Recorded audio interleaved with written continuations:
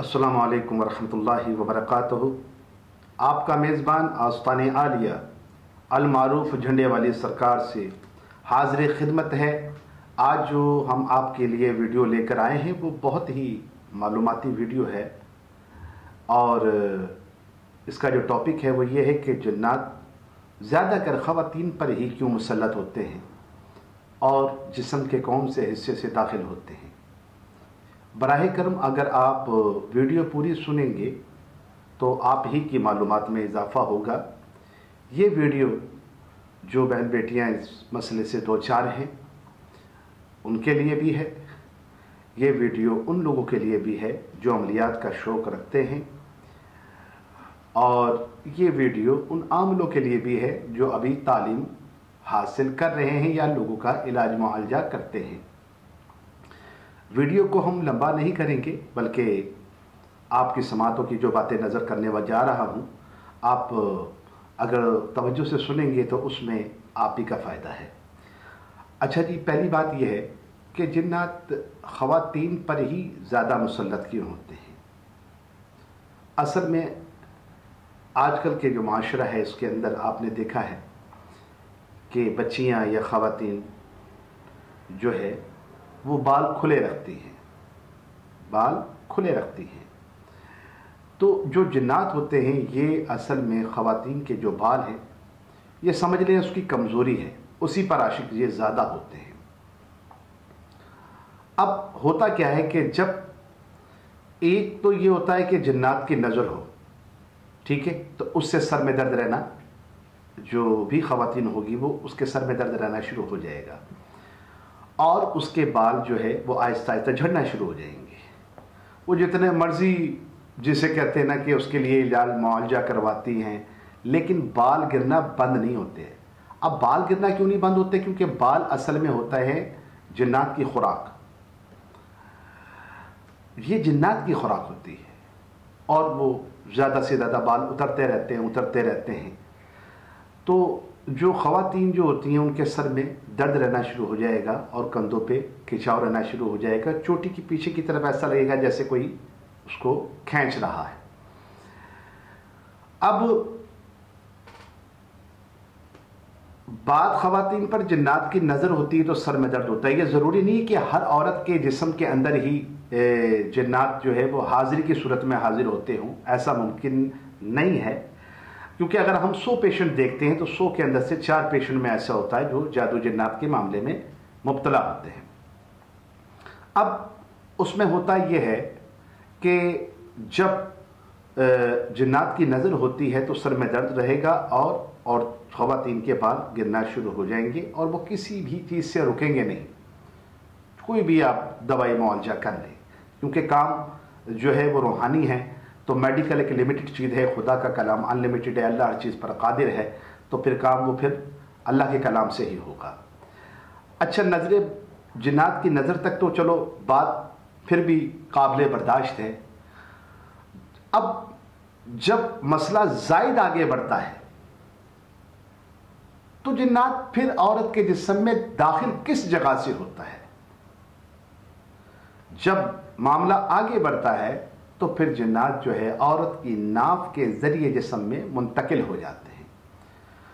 अब नाफ एक ऐसी चीज़ है जो 72,000 रगों का मजमुआ है। जब जिस्म में वो दखूल करते हैं या दाखिल होते हैं, उसके बाद फिर जो खातून होती हैं, ये जो ख़वातीन या बच्चियाँ जो भी हैं, वो मुख्तलिफ अमराज का शिकार हो जाएंगी। एक तो बालों की वजह से जिन्नात जो है वो मैंने बताया कि ये उनकी खुराक होती है, असर अंदाज होते हैं।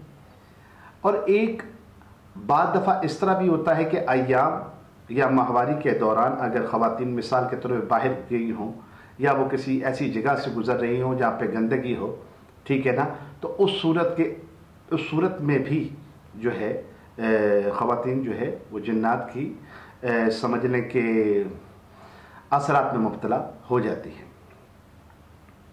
अब आपने पहले के दौर में ये देखा होगा कि जो ख़वातीन होती थीं वो अपनी गुत्त बांधती थी, यानी कि चोटी बांधती थी और बालों में तेल भी लगाती थी। अच्छा, आप ये देखें कि जब वो बालों में तेल लगाती थी और जब वो चोटी बांधती थी ना, वो जो बल दे के बांधते हैं, उससे होता ये था कि ख़ास किस्म की वो चोटी बांधने से, यानी कि तो ख़ास किस्म की बालों में एक बंदिश लग जाती, जैसे गिरहें नहीं लगी होती इस तरह की। इससे होता क्या है, इससे फिर जिन्नात की नज़र नहीं लगती, यानी कि बद जिन्नात की नज़र से औरत बच जाती है। और अगर वो अपने सर में चोटी के साथ, जिसे कहते हैं कि तेल का इस्तेमाल करती हैं तो। लेकिन आजकल इस तरह का माहौल नहीं है, ठीक है ना। लेकिन मसला बालों की वजह से और अय्याम की ख़राबियों की वजह से ही होता है। अच्छा, बात जो अब ये मैंने आपको बता दिया कि ये नाक के ज़रिए से दाखिल होते हैं।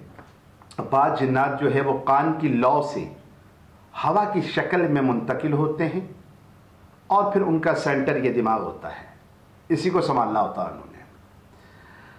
अब कुछ जिन्नात जो हैं उनकी खुराक जो है वो बाल है, कुछ जिन्नातों की खुराक हड्डी है, कुछ जिन्नातों की खुराक गोबर है, ठीक है ना। मुख्तलिफ इनकी इस तरह खुराकें हैं। लेकिन अल्लाह ताला से बस यही दुआ है कि जो बच्चियों की ज़ात इस चीज़ में मुब्तला होती हैं, ठीक है ना, अल्लाह ताला उनको सेहत कामला अता करे। अच्छा, बाद जिन्नात ऐसे होते हैं कि जो जादू के ज़रिए भी भेजे जाते हैं। अब इसमें 3 कंडीशन आ गई।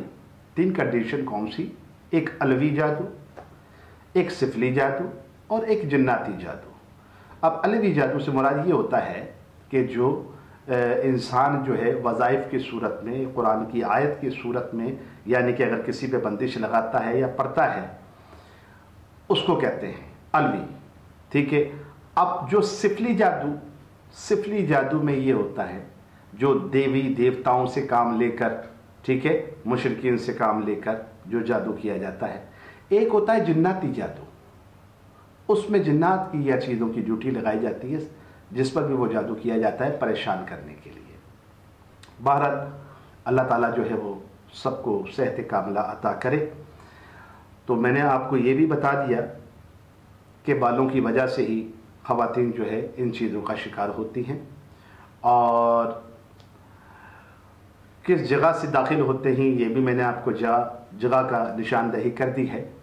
तो मैं चाहता हूँ कि जो ख़वातीन सुन रही हैं, अगर उनके साथ इस तरह का मामला है तो वो यकीनन अपने लिए जो है कुरान की आयात से मदद लें या किसी अहले अल्लाह बंदे से, ठीक है ना, जो कि अहल हो इस चीज़ का, ठीक है, उससे अपने लिए इलाज मुआलजा करवाएं ताकि अल्लाह ताला उनको शिफाए कामला अता फरमाए।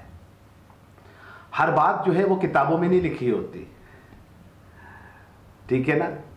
वो कहते हैं ना, थ्योरी पढ़ने वाला आदमी कामयाब नहीं होता, प्रैक्टिकल करने वाला आदमी कामयाब होता है। जो अंदर की राज़ो नियाज की बातें हैं वो सूफियाई हज़रात से मिलेंगी आपको, जो अहले अल्लाह लोग हैं, क्योंकि अहले अल्लाह लोग जो है उन पर ही अल्लाह ताला जो है अपने राज आया करता है। क्यों? क्योंकि वो अल्लाह का जिक्र करते हैं, अल्लाह की इबादत करते हैं, अपने रब को राज़ी करते हैं, मखलूक खुदा के लिए दिन रात वो इबादत में मशगूल रहते हैं, ठीक है। तो अल्लाह उनके आगे जो है राज आया करता है। तो इसलिए मैं ये बात बता रहा हूँ, क्योंकि किताब, आप कोई भी किताब, मुख्तलिफ वज़ाइफ पढ़े होंगे, मुख्तलिफ अमलियात होते हैं, लेकिन उसमें अंदर की बात नहीं लिखी होती, ठीक है। मैं मिसाल देने के लिए आपको, मैं बात लंबी नहीं करूँगा लेकिन समझाने के लिए बात कर रहा हूँ। एक साहब आए, उनसे किसी ने कहा जी आप बिस्मिल्लाह रहमान रहीम आप इसका चिल्ला कर लीजिए। अब वो बेचारे चिल्ले में बैठ गए। ना उनको हिसार का तरीका पता था, ना उनको किसी की इजाज़त थी, बस वो उन्होंने कहा भाई अल्लाह का कलाम ही तो है, चलो पढ़ लेते हैं। अब उन्होंने 40 दिन के चिल्ले के अंदर जो है वो बैठ गए। अब जब रोज़ाना अमल करते रहे 21वां दिन जब उनको आया तो 21वें दिन उनके कानों में आवाज़ आना शुरू हो गई। अब खैर वो घबराए नहीं, पढ़ना शुरू कर दिया उन्होंने, पढ़ते रहे। 31वां दिन शुरू हो गया। 31वां दिन शुरू हुआ, फिर उनके कानों में चीखने चिल्लाने की आवाज़ें शुरू हो गई। खैर वो तब भी नहीं घबराए और वो उस मामले को लेकर आगे चलते रहे। 31वां दिन आया, 35वां दिन आया, 38वां दिन आया, जब आया ना 40वां दिन, ठीक है ना, जिस पर उनका चिल्ला इख्तिताम हो रहा था, तो वो क्या देखते हैं कि एक सामने औरत खड़ी है। ठीक है, ये जो हकीकत है बात वही मैं बता रहा हूं आपको। ठीक है, एक जो है वो आदमी खड़ा है। अच्छा, ये दोनों ही जिन्नात हैं, एक जिन्नी है एक जिन्नात है। अच्छा, एक वहां पे गधा भी है और वहां पे गोश भी है।